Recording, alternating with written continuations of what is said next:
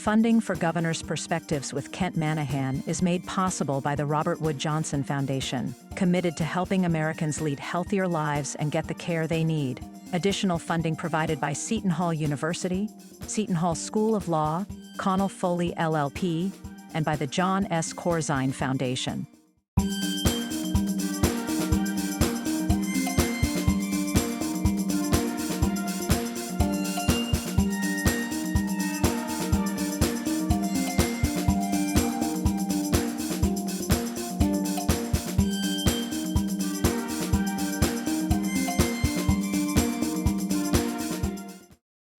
I, Thomas Howard Kean, do solemnly swear do solemnly swear that I will support the Constitution.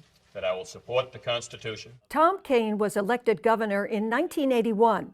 This year marks the 45th since what has been documented to date as the closest gubernatorial election ever in New Jersey history. I want to bring that pride. I want to bring those new people. I want to bring those ideas, and I very much want to be your next governor.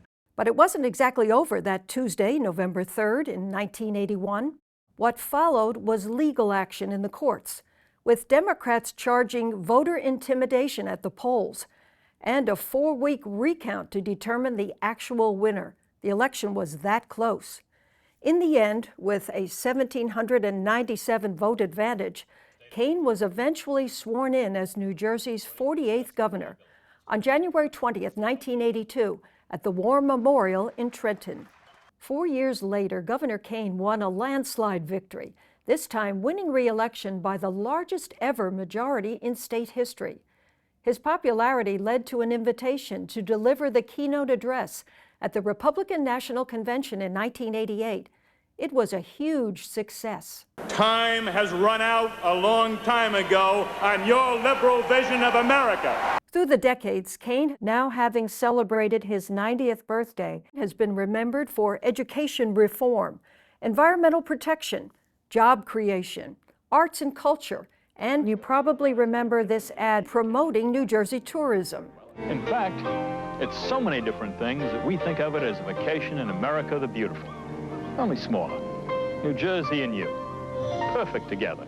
He could have, but didn't move on to national politics. Instead, he became president of Drew University. Then, 20 years after his first election as governor in 1981, President George W. Bush tapped Tom Kean to chair the 9/11 Commission. Bush said he was looking for a moderate Republican, one who could bring stability to the politically sensitive investigation. Governor Kean, it's a pleasure to have you back on the program. Since you were here, there have been many parties, celebrations, fundraisers on behalf of you for good charity events that you lent your name to. And I did a little figuring. It's been 45 years since you were first elected governor of New Jersey. This year, it will be in November. Wow. And you are still New Jersey's most popular governor. Well, what is your secret? no idea. I've had a love affair with New Jersey for almost my whole life, and I guess it's still going on. Yes, it is. Well, Governor, you have always been remembered by people who praise you on both sides of the aisle for your leadership, your accomplishments for 2 terms in office, Democrats and Republicans here in New Jersey and across the country. You assumed office at a young age. How did you prepare yourself to take on what the state constitution has allowed to be the most a powerful governorship in the entire country? As a young man, how did you prepare yourself? Well, I prepared myself by serving in the legislature. I've been in the legislature for 10 years. I had every leadership position, both in a majority and minority. And not only did I learn a lot there, but the legislators became my friends. And those days, your friends were across party lines. So I just many Democratic friends as Republican friends. And when I became governor, they stayed friends. And when I needed to get something done, we'd meet, and they knew they could trust me. I knew I could trust them. And every single thing I've ever done that's important is bipartisan. And most of it was by compromise. So that was important to you to maintain that ability to compromise both sides of the aisle, to invite Democrats and Republicans from the legislature, not always a Republican legislature for you. The Democrats were in control of some of those years that you were in office. In the Senate. So how important was that to you to seek that out? Well, it was absolutely vital. I don't know how I could have done it any other way. And I think now we got so many problems because people don't want to do that anymore. I mean, Republicans and Democrats now fight with each other all day long. And in fact, you can get a lot done if you're just willing to compromise with the other side. I mean, people forget, our country wouldn't be here except for the compromise. And it was called the New Jersey Compromise.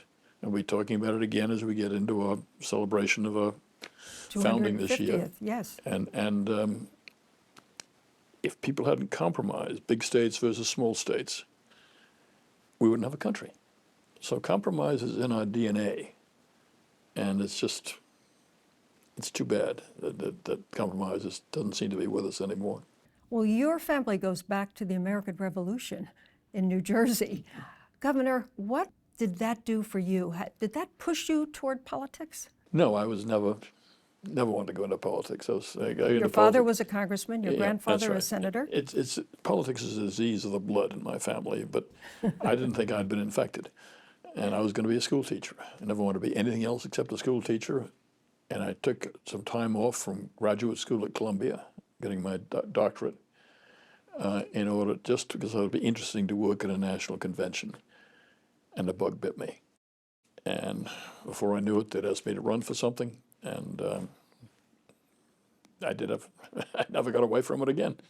Well, you were certainly credited during your 2 terms in office with education reform. We, as reporters, called you the education governor back then, for progress on environmental issues, job creation, tax cuts, certainly promoting New Jersey and arts and culture. Is there one thing that you could tell us that you were proudest of during those 2 terms in office? Oh, 2 terms in office. Well, probably,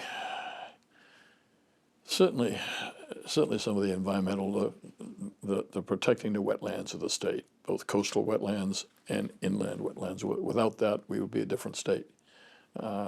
Certainly, I'm very proud of that.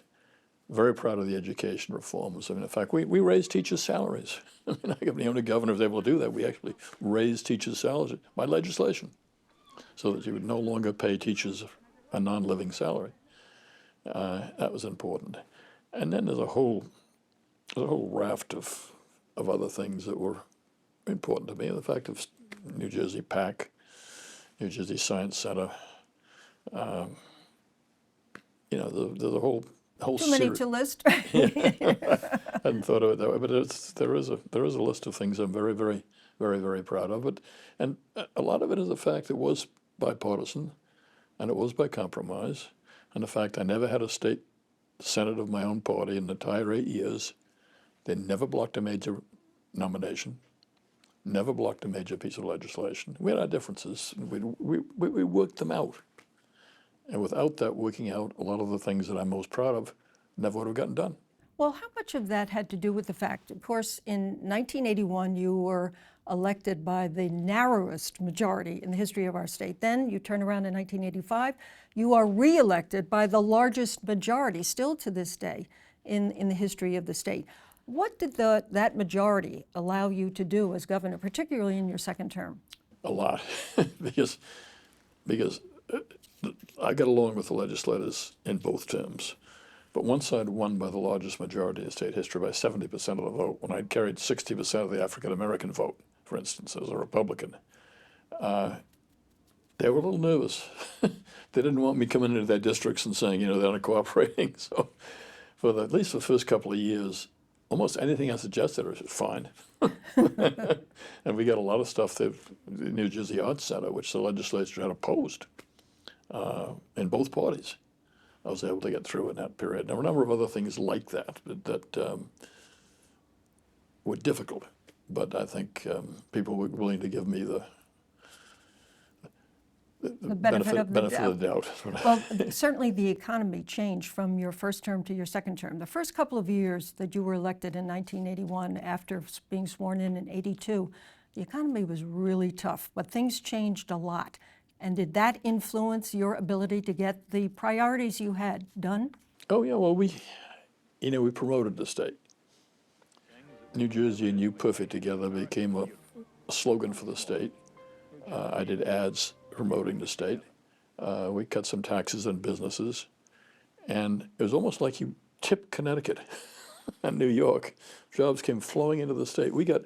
In those years, we got 750,000 new jobs into New Jersey. And when you don't need taxes then. In fact, we were able to cut taxes again because when people are really working and paying taxes, and there's no reason to raise taxes, you can lower taxes. And we had just wonderful years. Well, let's talk about those ads because they were very popular.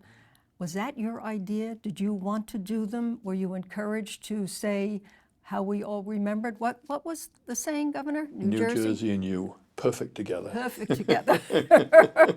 We all remember that. Yeah. Well, I wanted to do those, and I talked about it in the campaign, and nobody paid attention to me. Because I started talking about things no other governor had ever talked about. I talked about the importance of the arts. Now, my campaign manager said, hey, that's not going to get you any votes. Let's talk about something else.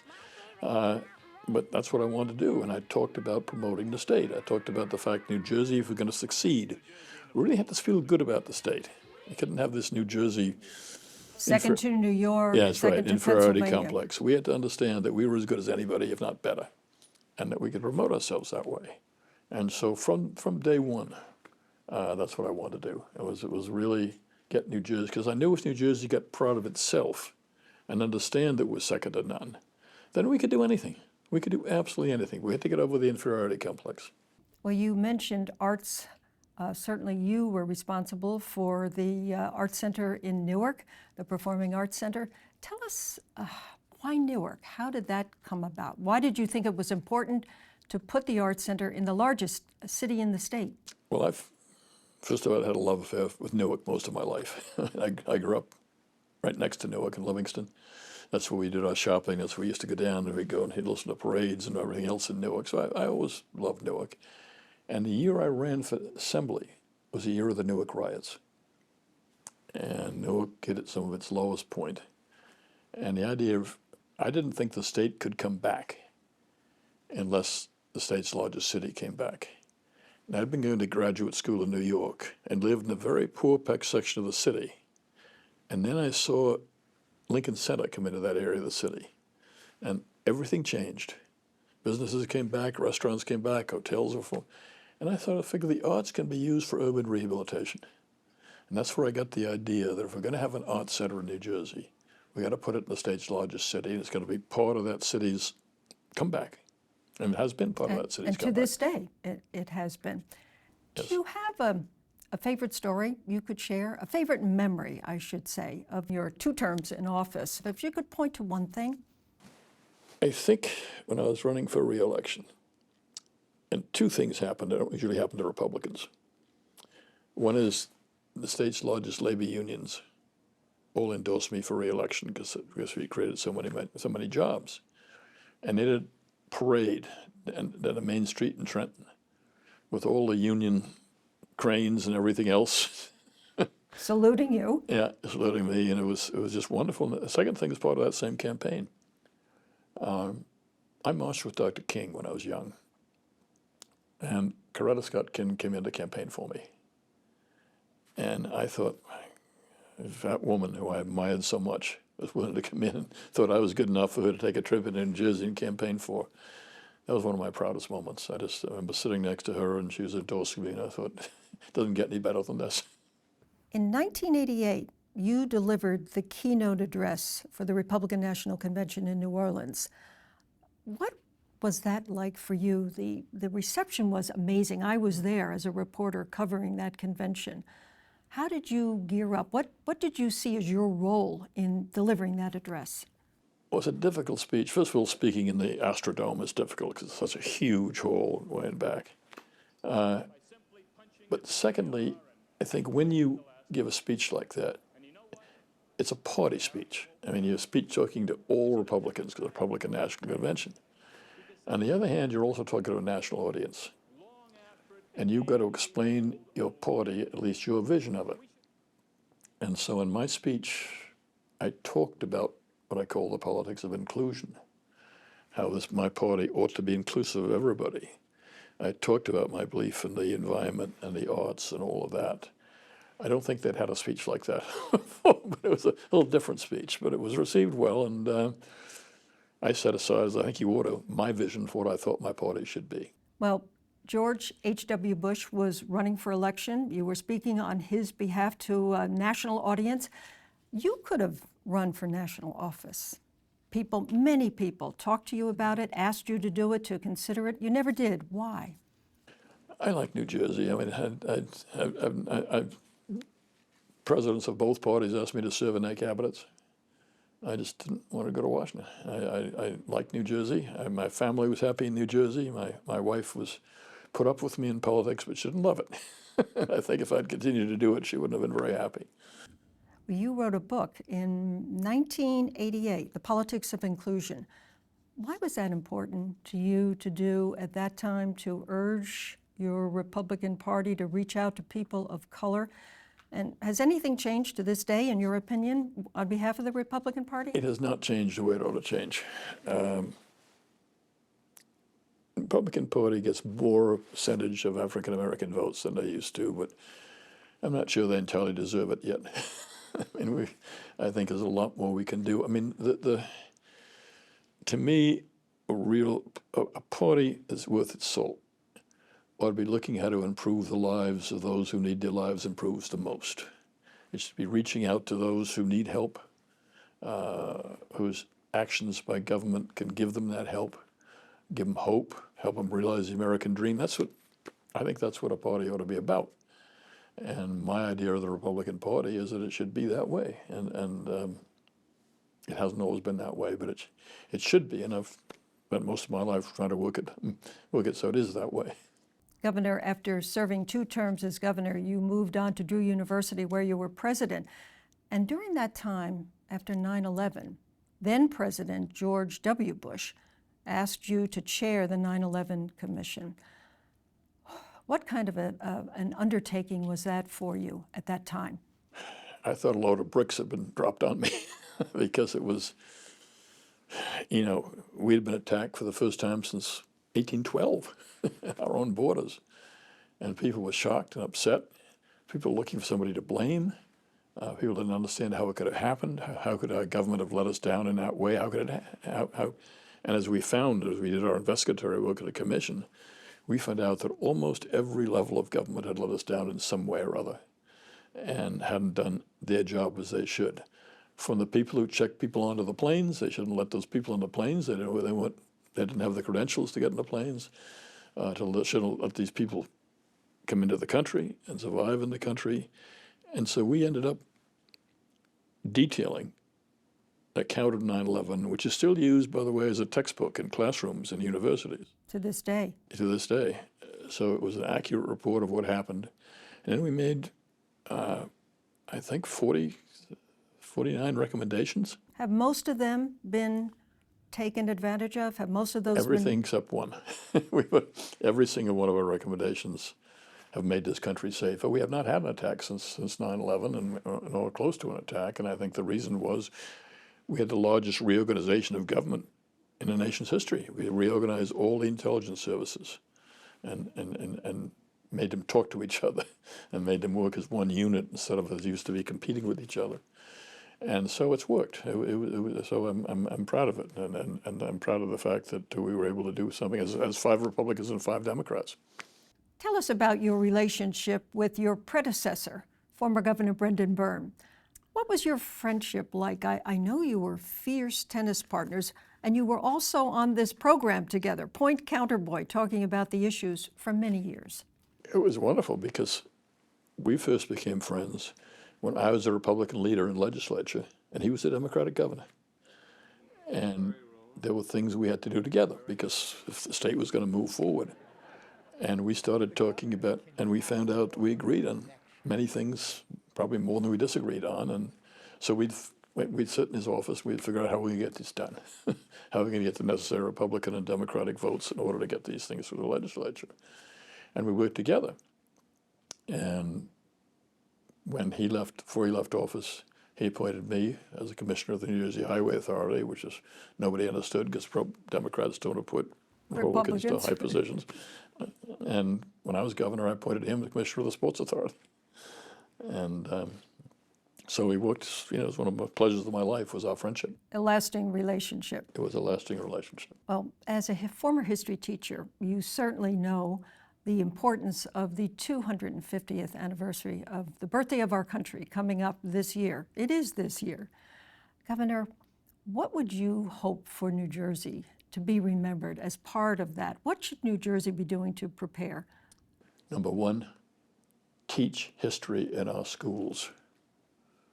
Even today, I talk to high school students who don't know American history and cannot tell you the most important things about our Constitution, how it was adopted and what the problems are. Others don't know. So that's the most important thing.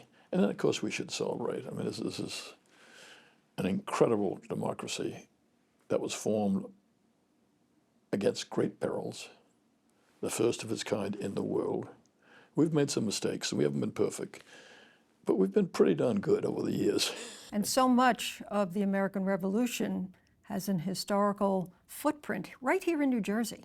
Yeah, most of it. The most serious parts of it were, and I've been reading, you know, when Washington for 2 winters had his troops headquartered at Morristown, and the British, who were just in New York, were trying to send the Hessian troops out to raid New Jersey, and they were scared to, because New Jersey citizens were known as the fiercest fighters, and they were guerrilla fighters.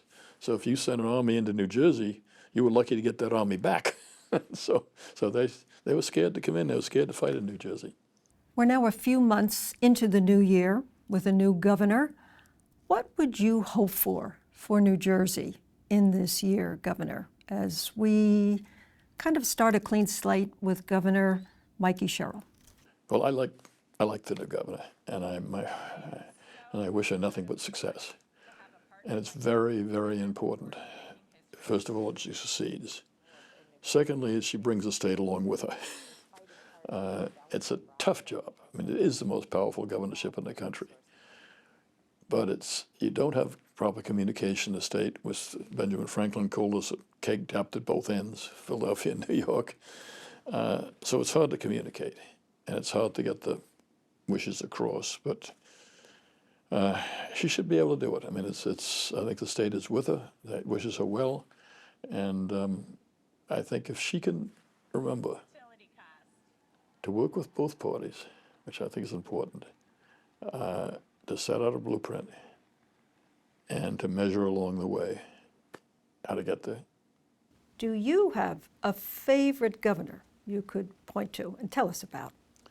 Well, I have a number of them. I mean, I think Al Driscoll is a governor who deserves a lot more credit than he gets. New Jersey governor. He was a New Jersey governor. He was the one who got the Constitution of the state adopted, which gives us the strongest governor in the country. That's all because Al Driscoll. So for that reason, if no other, I've always liked him. He had to make a few deals to get that done, as I've read about. But you do have to make deals to get things done, but he got it done. He got it done. His deal was across party lines again. It was bipartisan. Brendan Byrne, just personally, has always been my favorite. His sense of decency, his sense of humor. He and I became close friends, so I'm a little bit prejudiced there, but I just think Brendan Byrne was a wonderful person and a joy to have as our governor. And then there were others. I mean, I worked with Dick Hughes. He was my first governor elected to the legislature. I sponsored a lot of the bills after the Newark riots because Republicans were in a majority. I was head of the largest delegation from Essex County, so I did a lot of the Hughes agenda and got to work with that governor very closely. He was a very decent man, a very good man, and you know, there have been a number of others since, but those are the ones that come to mind. Some of the others are more recent. People remember them more clearly. There were stories about you, Governor, when you were in office that you didn't carry much money or any money around in your pocket. And in fact, sometimes you had to borrow from the state troopers. That's correct. Is that true? That's true. How true? That's very true. I mean, I just didn't. When you're governor, people take you to lunch and if you're out for dinner. Things are done for you. Yeah, and you don't pay attention. I never put money in my pocket in the morning, and occasionally if I'd need something, I'd want a Coke or I'd want something, and I'd have to lean to the state troopers. You got 25 cents I could borrow, what have you. By the way, that was a wonderful relationship. The relationship I have to this day. I still go out to lunch once a year with the troopers who took care of me in that unit. They're all retired now, but we have lunch once a year. And great memories to share. Wonderful memories. Governor Kean, thank you very much for spending time with us, talking about your role as governor over 2 terms and sharing your stories with us. And you are still New Jersey's most popular governor ever. Thank you, Ken. Funding for Governor's Perspectives with Kent Manahan has been made possible by the Robert Wood Johnson Foundation, committed to helping Americans lead healthier lives and get the care they need. Additional funding provided by Seton Hall University, Seton Hall School of Law, Connell Foley LLP, and by the John S. Corzine Foundation.